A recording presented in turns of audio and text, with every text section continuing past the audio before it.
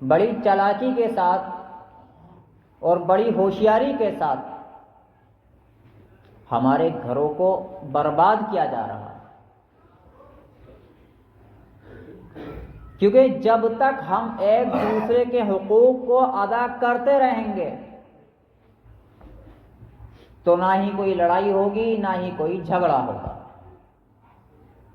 اور جہاں یہ بات آئی کہ میرا حق یہ ہے، سامنے والا کہ میرا حق، اور ہم کہیں ادھر میرا حق، شوہر کے میرا حق بیوی کا ہے میرا حق، تو وہیں سے لڑائی جھگڑا چالو۔ جب ایک دوسرے کے حقوق دونوں کو پتہ ہوں گے، بیوی کو پتہ ہوگا کہ شوہر کا یہ حق ہے اور شوہر کو پتہ ہوگا کہ بیوی کا یہ حق ہے، تو یقیناً لڑائی جھگڑا گھر کے اندر نہیں ہو سکتا۔ لیکن آج کل ہماری مائیں اور بہنیں، ہمارے گھر کی عورتیں مستورات حقوق کس چیز سے سیکھ رہی ہیں؟ موبائل سے۔ موبائل کے اندر ایک ڈرامہ آتا، پاکستانی ڈرامہ، اس کی تعلیم چلتی ہے ہر گھر کے اندر زیادہ تر، دیکھا ہوگا، سنا ہوگا نام آپ نے بھی۔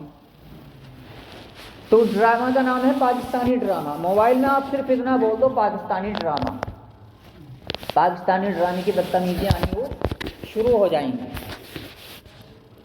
تو آج کل گھر کی عورتوں کو جو بخار چڑھا ہوا ہے وہ پاکستانی ڈرامے کا بخار چڑھا ہوا ہے، شوق لگا ہوا ہے پاکستانی ڈرامے کا۔ اس کے اندر کئی سارے جو ہے سیریل دکھائی جاتے ہیں کہ شوہر سے کس طریقے سے بدتمیزی کی جاتی ہے، ساس کو کس طریقے سے جھاڑا جاتا ہے، نند سے کس طریقے سے لڑائی کی جاتی ہے، بھابھی کو کس طریقے سے دبایا جاتا ہے، سب کچھ اس ناٹک کے اندر سکھایا جاتا ہے انجوائے کے نام پر۔ یہ نہیں باقاعدہ طریقے سے کہ آپ لڑائی جھگڑا اس طریقے سے کرنا، یہی چالاکیاں ہوتی، نہیں، اس طریقے سے نہیں، بلکہ انجوائے کے نام پر، ٹائم پاس کے نام پر، ناٹک اور ڈرامے کے نام پر، اس ڈرامے کے اندر یہ تمام چیزیں سکھائی جاتی ہیں۔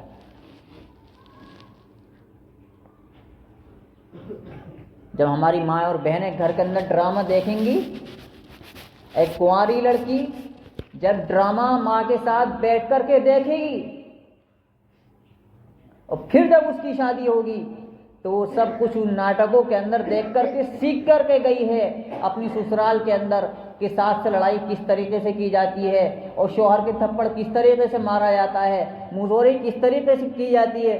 تو سب کچھ تو بھائی صاحب پہلے سے وہ سیکھ کر کے گئی ہے۔ اب باپ اس کا پریشان ہے کہ بیٹی کو میرے سسرال کے اندر دبایا جا رہا ہے۔ اب وہ باپ جو بیٹی کا باپ ہے، بیٹی والا، وہ سوچ رہا ہے کہ آخر سسرال والوں کی غلطی ہے یا میرے بیٹی کی غلطی ہے؟ غلطی نہ تیری بیٹی کی ہے اور نہ سسرال والوں کی ہے، غلطی تیری خود کی ہے، کیونکہ تو نے اپنی بیٹی کو وہ پاکستانی ڈرامہ دکھایا۔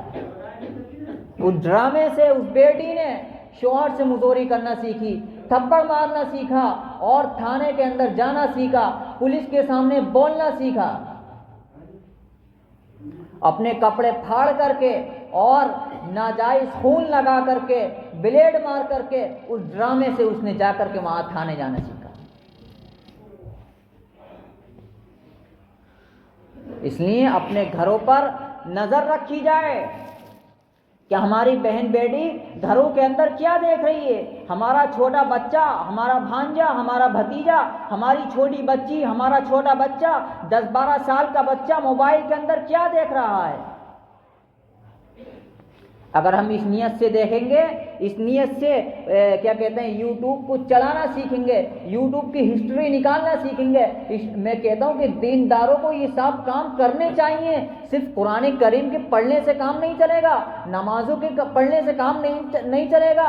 آج کل ہم لوگ دیندار سوچتے ہیں کہ بھئی ہمیں تو کسی چیز سے مطلب ہی نہیں ہے، اور بڑے فخر کے ساتھ کہتے ہیں بھئی ہمیں تو موبائل چلانا نہیں آتا، تم سے موبائل چلانا نہیں آتا۔ ارے تم کیسے دیندار ہو، تم سے موبائل چلانا نہیں آتا؟ میرے الفاظ ضرور سخت لگ رہے ہوں گے آپ لوگوں کو کہ صاحب ہمارا تو گھر سے مسجد اور مسجد سے واسطہ ہے، ہم تو گھر سے مسجد جاتے ہیں، مسجد سے گھر جاتے ہیں، ہمارا موبائل اور کمپیوٹر سے کوئی واسطہ نہیں ہے۔ ارے تمہاری بیٹی، تمہاری بہو، تمہاری بہن گھر کے اندر کیا دیکھ رہی، تمہیں اس بات سے کوئی مطلب ہی نہیں ہے۔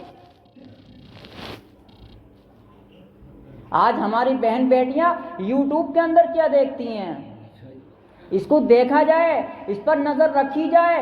اگر ایک دیندار انسان یوٹیوب کی ہسٹری کو اس نیت سے سیکھے گا، نکالنا سیکھے گا، انسٹاگرام کو چلانا سیکھے گا، فیس بک کو اس نیت کے ساتھ چلانا سیکھے گا تاکہ میں خود بھی بچ جاؤں اس کے فتنے سے، اس موبائل کے فتنے سے، اور اپنی بہن بیٹیوں کو اس موبائل کے فتنے سے خود بھی بچا سکوں تاکہ میں نظر رکھ سکوں۔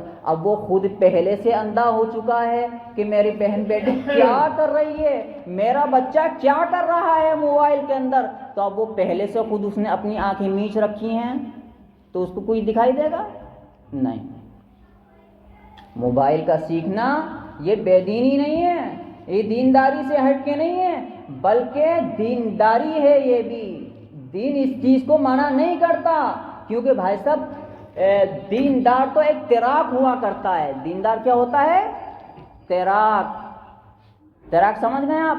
تیراک کا مطلب یہ ہے کہ بھئی ندی کے اندر وہ جاتا بھی ہے لیکن ڈوبتا نہیں ہے۔ دوسرا وہ انسان ہے جو ندی کے اندر جاتا ہے لیکن ڈوب جاتا ہے۔ کیوں؟ اس نے تیراکی نہیں سیکھی۔ اگر اس نے تیراکی سیکھی ہوتی تو وہ ندی کے اندر ڈوب نہیں سکتا تھا۔ اسی طرح سے دیندار کو ایک تیراک بننا چاہیے، تیراک بننا چاہیے۔ تیراکی کا مطلب یہ ہے کہ ہم ہر چیز کو سیکھیں، موبائل کے اندر گھسیں، مال و دولت کے اندر گھسیں، دنیا کے اندر رہیں، لیکن دنیا ہمیں خود کو نقصان نہ پہنچا پائے۔